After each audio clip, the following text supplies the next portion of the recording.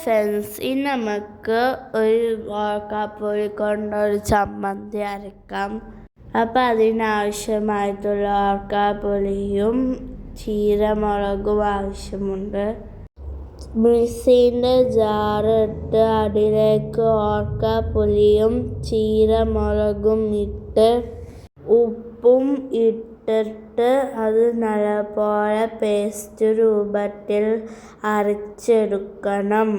ആരെങ്കിലും ഈ ചമ്മന്തി ഉണ്ടാക്കി നോക്കിയിട്ടുണ്ടോ? ഉണ്ടാക്കി നോക്കിയിട്ടില്ലെങ്കിൽ ഇപ്പോൾ തന്നെ ഉണ്ടാക്കി നോക്കുക.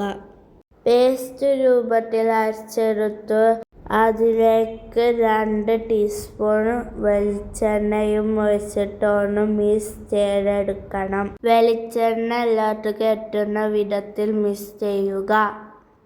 എരിവിന് കൂടുതൽ വേണമെങ്കിൽ കുറേ ചീരമുളക് എടുക്കാം. എൻ്റെ ഇപ്പോൾ എരിവ് കുറച്ച് കൂടിയിട്ടുണ്ട്. അപ്പോൾ കുറച്ചുകൂടി വെളിച്ചെണ്ണ ഒഴിച്ചു. ഈ സമയത്ത് ഉപ്പ് ടെസ്റ്റ് ചെയ്യണം.